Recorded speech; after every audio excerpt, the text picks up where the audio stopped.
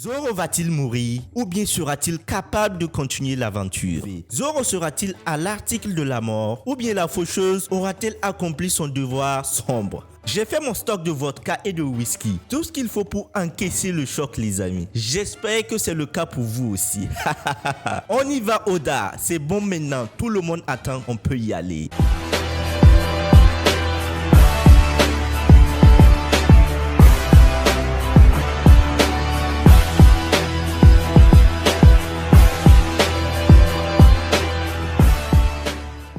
Yo les amis, j'espère que vous vous portez bien. Moi je me porte à merveille. Alors je vous donne le résultat, pas final mais en cours du combat légendaire entre les épéistes qui sont Oden Kozuki, Dracul Mihawk et le Seigneur des Ténèbres Silver Riley. Alors selon vous, selon les Nakama qui ont eu à voter dans le Thousand Sony, Silver Riley vient avec 69% des voix. Il écrase complètement ses concurrents. C'est ce que vous pensez? Ou si vous êtes fanboy d'Oden et de Dracul Mihawk, c'est toujours le moment de voter parce que là à 70% pratiquement il écrase ses concurrents. En deuxième position, Oden Kozuki vient avec 16% des votes. Il a été troisième pendant longtemps mais les gars se sont réveillés. Il revient en deuxième position. Malheureusement Dracul Mihawk vient en troisième pourcent avec 1% de moins que Kozuki. Il a 15%. Les gars, si vous pensez vraiment que Silver Riley écrase ses autres concurrents, continuez de voter parce que c'est toujours en cours. Mais Oden Kozuki et Dracul Mihawk sont là, ils sont au coude à coude. Vous pouvez continuer. On se retrouve dans l'onglet commentaires. Merci, sans plus attendre, je balance la sauce.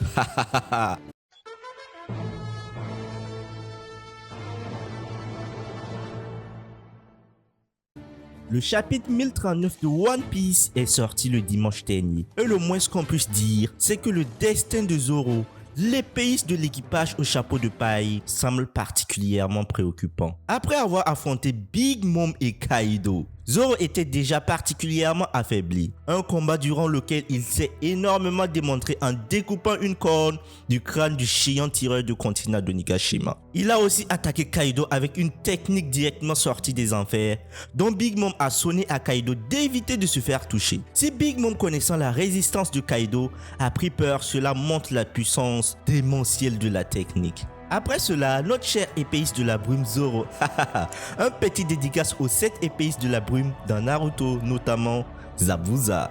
Alors on continue. Zoro utilisa sa technique destructrice Ashura pour laisser une cicatrice à Kaido.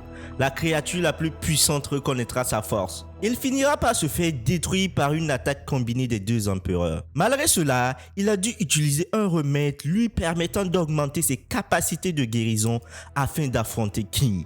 Il finira par détruire King, le second de Kaido. Le bonhomme est juste stratosphérique. Mais suite à son combat, il se retrouve dans une mauvaise posture. C'est dans le chapitre 1038 de One Piece que l'avenir de Zoro semble des plus préoccupants. Alors que la guerre se poursuit sur Onigashima, île du pays de Wa, les fans ont pu voir Luffy affronter Kaido sur le toit du dôme. Pendant ce temps, ce sont Law et Kid qui se chargent d'occuper Big Mom en bas. De nombreux combats ont précédé ces deux affrontements et Zoro a lui aussi dû affronter un adversaire puissant en la personne de King. Bien que Zoro soit un épéiste particulièrement impressionnant, son combat face à King a eu un impact important sur l'état de santé de Zoro. Laissant craindre le pire, la fin de Zoro est-elle proche? Zoro va-t-il mourir ou bien sera-t-il capable de continuer l'aventure? Dans le chapitre 1035 de One Piece, sorti mi-décembre dernier, nous avions pu observer un Zoro dépassant ses limites en utilisant l'ancienne épée d'Oden nommée Enma durant son affrontement avec King. Alors qu'il avait déjà été lourdement blessé lors de son combat face à Kaido et Big Mom, Zoro était sorti de son duel avec King particulièrement affaibli. Si Zoro est parvenu à tenir ces deux combats consécutivement, c'est notamment grâce à un remède permettant à Zoro d'obtenir des pouvoirs hyper régénérants. Néanmoins, ces pouvoirs s'avèrent non seulement très temporaires, mais ils ont également un énorme contre-coup. En effet, en contrepartie de ces pouvoirs, Zoro subirait des dégâts 2 fois plus importants. Toute blessure est donc multipliée par 2. Aïe aïe aïe aïe aïe, ça va faire mal les gars. Et c'est justement dans le dernier chapitre que Tony Chopper révèle être particulièrement inquiet pour Zoro. Il explique notamment qu'avant son combat face à King, Zoro était dans un état tel qu'il était pratiquement incapable de bouger. Suite à cette explication, nous avons pu apercevoir Zoro allongé et incapable de se déplacer, tandis qu'une grande faucheuse semble s'approcher à lui ôter la vie en dépit des supplications de Zoro. De son côté, Franky se dirige dans la direction de son ami, espérant pouvoir lui venir en aide. Mais que va-t-il trouver? Zoro sera-t-il à l'article de la mort ou bien la faucheuse aura-t-elle accompli son devoir sombre?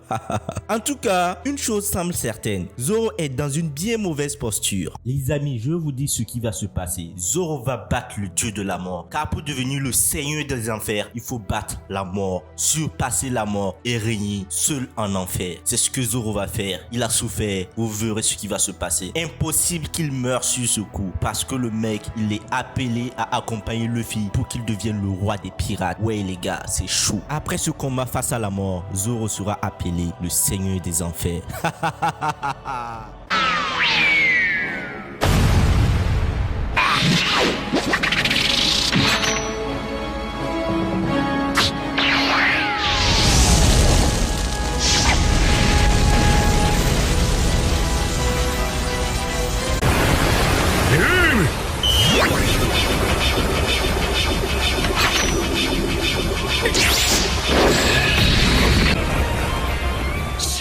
Pendant ce temps, un combat se déroule et sera très décisif pour la suite. C'est le combat opposant l'impératrice Big Mom et les deux super-novas Law et Kid. Notre très cher voyageur du soir se demande si la maman est KO. Je demande à voir, peut-être plus blessée dans son orgueil, bien que là, tout de même, physiquement, elle a payé au prix fort son soutien avec le capitaine Cavern, dit Kaido.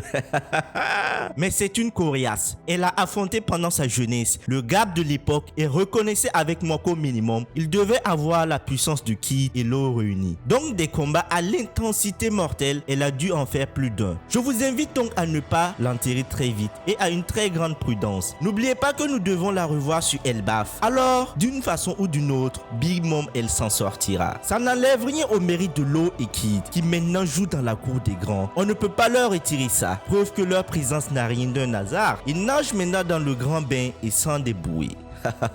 D'un point de vue purement factuel, j'avoue ne pas trop comprendre la technique de l'eau, censée être l'éveil de son fruit. Mais franchement, ce n'est pas très clair. J'en suis encore à décoller son éveil. Plutôt mystérieux cette histoire. L'éveil de Kid est le plus démonstratif, plus limpide, peut-être plus simple, mais encore une fois je le répète, ça n'enlève en rien à son efficacité, bien au contraire. J'avoue aussi apprécier la relation qu'il y a entre les deux. Cette rivalité amicale cache probablement une réelle amitié, de sincère en tout cas. Il y a quelque chose de super sympa dans leur histoire. C'est bien qu'au milieu de ce chaos, Oda nous amène un peu de cette émotion. Avec toutes les brutes qu'il y a sur Wano, laisser entrevoir cette complicité, c'est vraiment cool je trouve les gars. Il faut aussi savoir ce que va faire le reste de la famille. Ils doivent bien être quelque part à la recherche de leur mère. Vont-ils prendre part au combat ou plutôt l'extraire? Enfin graphiquement, c'est de l'excellent Oda. Il y avait une baisse de forme ces derniers chapitres. Ce n'est pas lui faire injure que de le dire. Mais là, c'est bon, il revient bien. Cette fois, nous sommes prêts pour le final. J'ai fait mon stock de vodka et de whisky. Tout ce qu'il faut pour encaisser le choc les amis. J'espère que c'est le cas pour vous aussi. On y va Oda. C'est bon maintenant. Tout le monde attend. On peut y aller.